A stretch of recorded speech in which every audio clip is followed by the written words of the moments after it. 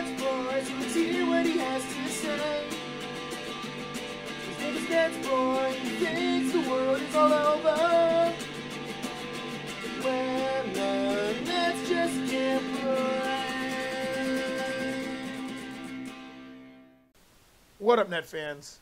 NetsBoy here, bring your latest here. Not looking so good right now. Brooklyn Nets news. All right, let's go. Let's dive right in. We've got a bit to talk about in this episode. So here we are, 2 games into the first round, and the Nets are down 0-2 to the Boston Celtics.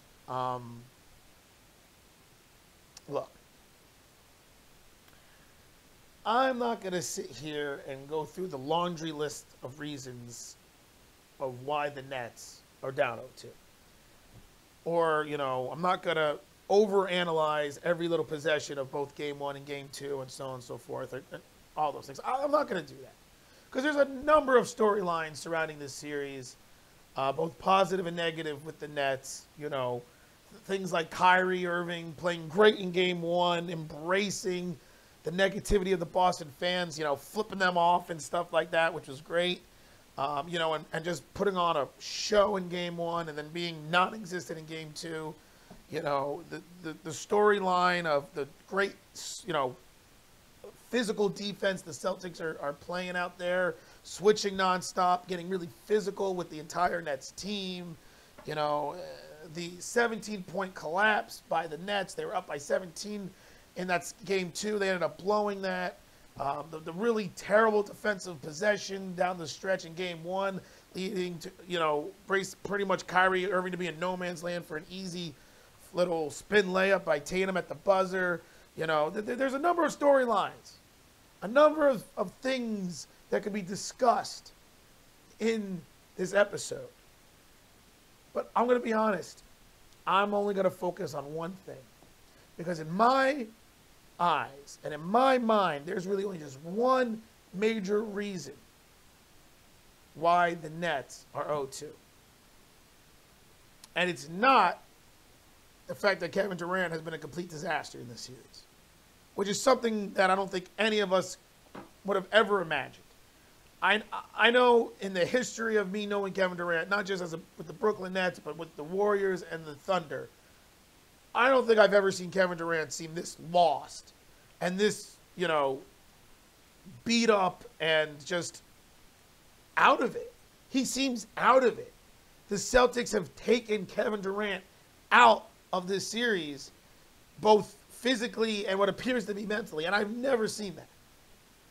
And it's something that's very troublesome, and it's a big reason why I don't think the Nets are going to win this series. They're down 0-2. They've got, 5 more games in which they've got to win 4 of the 5. And I don't think they can do that. But we'll talk about that a little bit later. But, it's incredible to see this. But despite that, from Kevin Durant, the awful performances that he's had, the averaging over 6 turnovers a game, only averaging 4 rebounds, going over 10 down the stretch in Game 2 in the fourth quarter, shooting 25% from the field, all of that, I still am not sitting here and blaming Kevin Durant for why the Nets are 0-2. And that's what everyone else probably is doing, but I'm not. There's one main reason, and that is Steve Nash. Steve Nash has single-handedly put the Nets in this 0-2 hole. And here's how. Let's go back to Game 1. Great game. One of the best playoff games I've seen in a long time. It's a shame. If I was just an objective basketball fan, I would have think Game 1 was great. Being a Nets fan, it sucked. But being a basketball fan, it was a great game. Back and forth, Kyrie making it happen, all this stuff. Celtics going to run, Nets answers, going back and forth down the stretch, all these things. Kyrie hits that, boom, big major 3. Puts the Nets up by 3.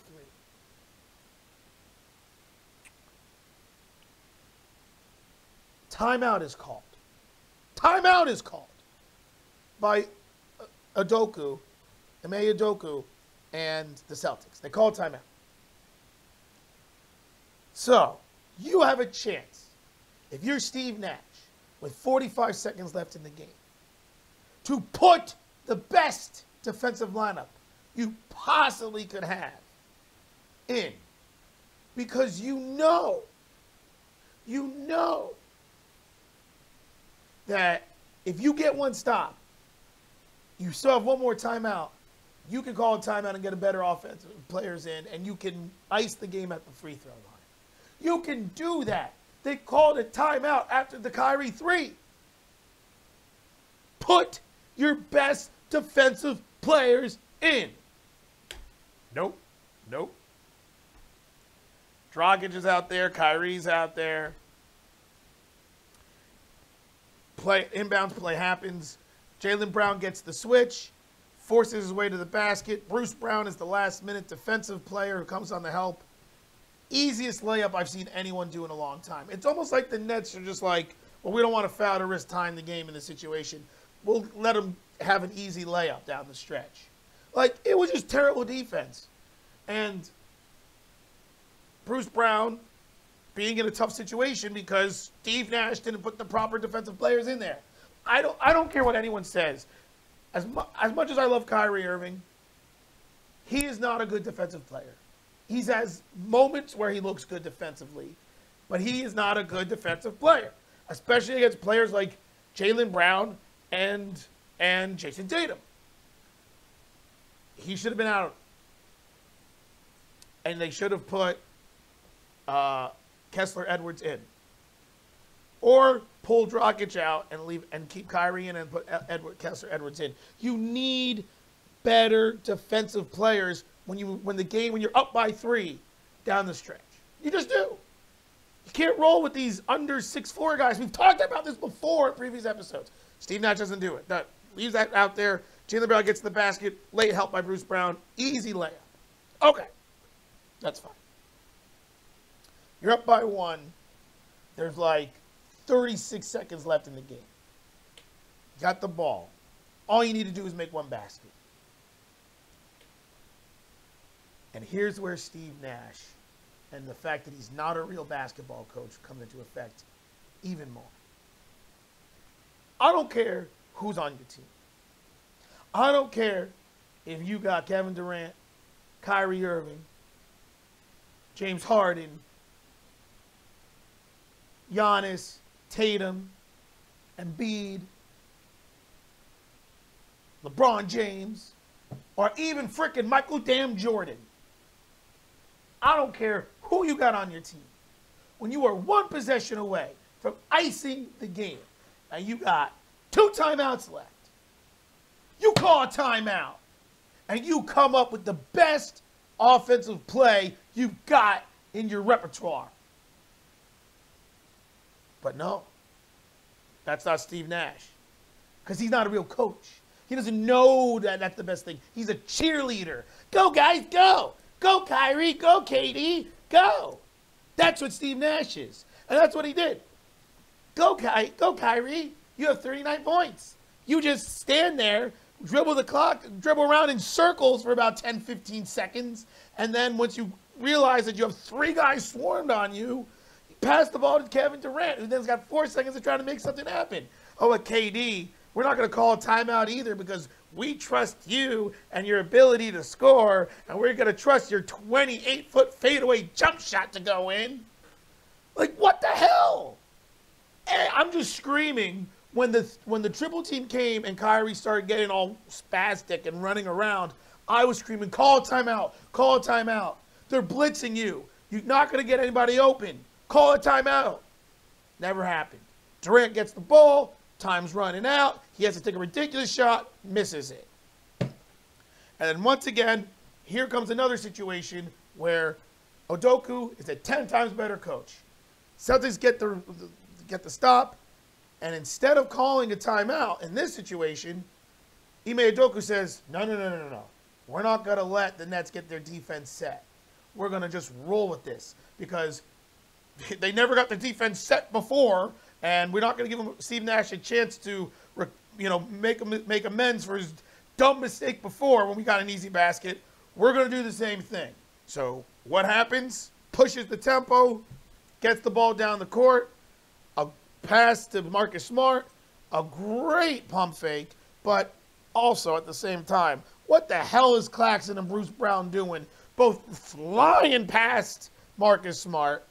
Once those two morons flew past him, I'm like, this game's over. Because now it's 5-on-3. And a great pass by Smart to a cutting Tatum. Kevin Durant just standing there all confused. Kyrie with his swipe attempt. And the layup goes in at the buzzer, Nets lose. Those final plays, those last 3 plays, a real coach would have seen what was happening and made the proper adjustments and used their timeouts to get the right personnel on the court, both on the defensive end and then right up call a timeout to come up with a better play on the offensive end. But Steve Nash doesn't do that. Game 1, Nets lose. Should have won, in my opinion. They lost. Game 2, Nets come out firing. Up 9-0. Dragic is making shots. Bruce Brown is making shots. Curry's making shots. Everyone who's not a superstar making plays on the Nets.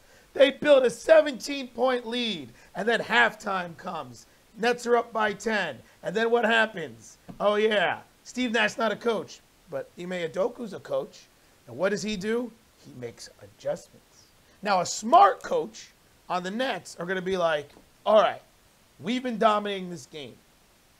If I'm the other team's coach, what are they going to try to do to stop what we've been doing successfully? And be alert for it. Well, they weren't. Nets acted like they had no idea what the hell they were doing in the second half.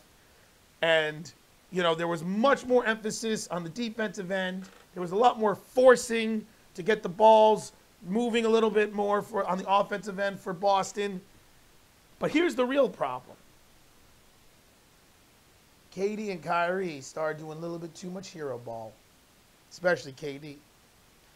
They were saying to themselves, we got to take over and win this game. The other guys did a good job in the first half, but we got to take over. It's our time. And in the fourth quarter, then KD and Kyrie combined for 1 for 17. Are you kidding me? Once again, a real coach would say, hey, superstars, you know what was working and why we were up by 17? Because we were letting the other guys make plays. Because that's been the strategy throughout this entire series for the Celtics. Take out KD and try to stop Kyrie and let the 3 other guys do whatever the hell they want out there. And it was working in the Nets' favor in the first half because KD and Kyrie were deferring to Dragic, deferring to Seth Curry, deferring to Bruce Brown. And the Nets had a 17-point lead. But once those two stopped deferring and started trying to force their own shots because they're the closers, they started playing right into what the Celtics wanted them to do. Marcus Smart just shadows Kyrie. Kyrie, unless he's having a great game, just gets taken out completely. Al Horford, Tatum, Grant Williams just start bodying up KD every time he moves, frustrating the crap out of him. But instead of passing it off, they start jacking up dumb shots. And that's exactly what the Celtics wanted. They go on a run, they end up taking the lead, and they never look back. Nets lose game 2. Meanwhile, all you got Steve Nash. Go, Kyrie. Go, KD.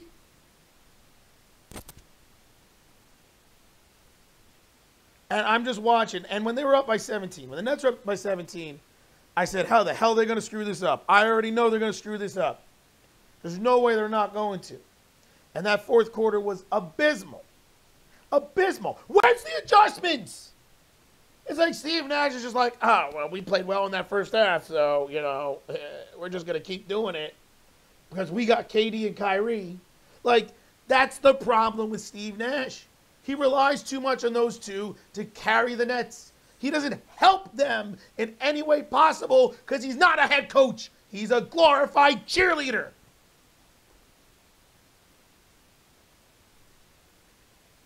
How about Steve Nash I don't know, writes a frickin' play to allow Kevin Durant to get a shot off? Or how about he puts Kevin Durant and Kyrie Irving in a pick and roll? I mean, you got Kyrie Irving, one of the best ball handlers and best finishers in the history of the game of basketball, and you got Kevin Durant, a 6'11" sharpshooting sniper who can get his shot off over almost anyone, and you don't put those two in a pick and roll?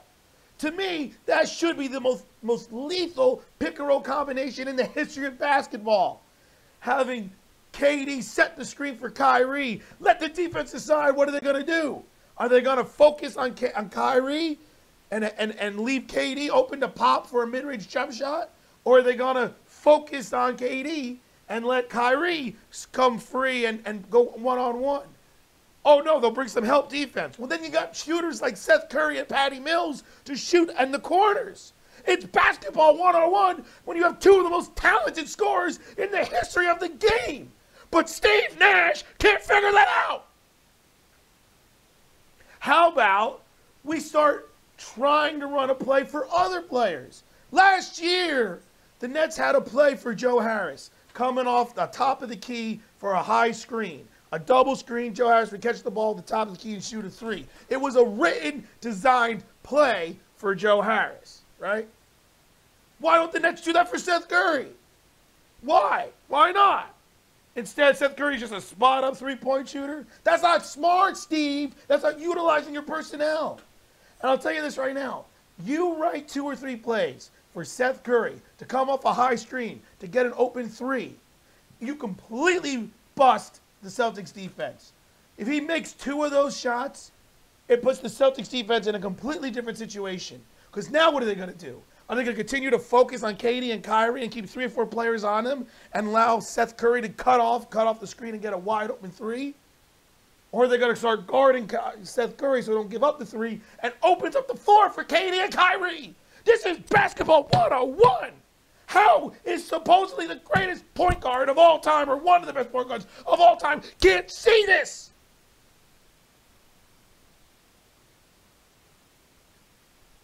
I don't blame KD for his bad performance in Game 1 and Game 2.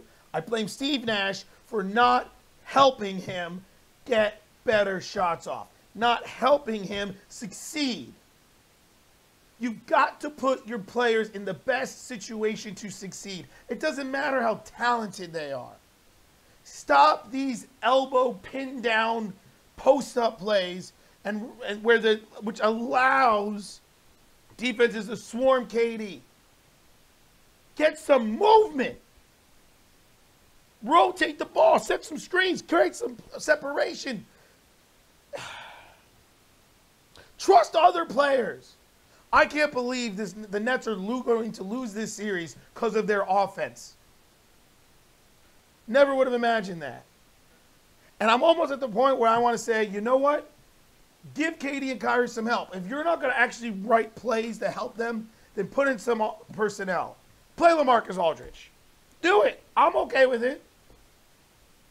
Take a few more minutes away from Claxton. Take a few more minutes from Drummond. I don't care. Play Aldridge, because that's another offensive option. And imagine if you then play through Aldridge for a short time, getting the ball down him in the post.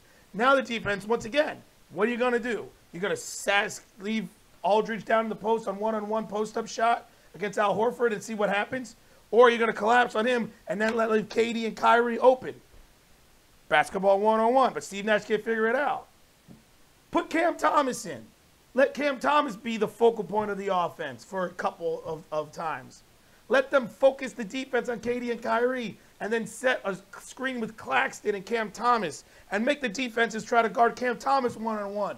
We've seen he's capable of scoring in that situation. Make the defense do something else. When you're this predictable, anyone can guard you. And the Celtics, look, give loads of credit to the Celtics. They have the defensive personnel to pull this off, and they're playing great defense. They're following the scouting report. They're following what the coaches are saying, and they're executing, and it's frustrating KD and the rest of the Nets. And it's time for Steve Nash to realize this. but I don't think he will, which is why I've completely changed my opinion of the series, and I think it will be Celtics in 6. Because I do believe the Nets will win a game. I actually think they can win 2, and I expect them to win game 3. I really, really do, because they're due. They're due to win a game. I think they're going to win game 3. I don't know about game 4. Unfortunately, in my mind, I see Nets winning game 3, losing game 4, and then somehow winning game 5 in Boston, and then losing game 6 at home in Barclays Center in Brooklyn. That's what I think is going to happen. And I just don't see it changing. And like I said, give loads of props to the Celtics. That defense is incredible. And what's even scarier is it could get better with Robert Williams when he comes back. Oh, and once again, don't give me this crap about Ben Simmons. I read all the speculations. I said this last episode. I'll believe it when I see it. Supposed to be back by game 4. Whatever. I'll believe it when I see it. But I will say this. Ben Simmons is not helping this Nets team. He's not going to save this Nets team the way they're playing right now. No one can save this Nets team from the incompetence that is Steve Nash. That's all I will say. So, we'll see. So, there you have it. That's the reason why the Nets are down 0-2. Steve frickin' Nash. Let me know what you guys think about everything. Let me know what you guys think about, the KD struggles, Kyrie's great game 1, and the interaction with the fans. If you agree with me that this is pretty much all Steve Nash's fault, the great smothering defense by the Celtics, anything you want to talk about, comment, let me know. And my next NetsBoy episode will probably be after game 4. I'm really hoping it's not going to be an end-of-the-year wrap-up show, because then that would really be bad, because the reality is I don't expect the Nets to get swept. And so I hope to have at least 2 more episodes, the rest of this year. But we'll see what happens. All I know is the Nets need to win game 3. And if they can win game 3 and game 4, then this is a whole other different situation. But we'll address that after the next, for the next NetsBoy episode. So until then, this is me once again, or NetsBoy saying once again to Steve Nash, stop being a glorified cheerleader and be a coach and help your superstar. I'm signing off.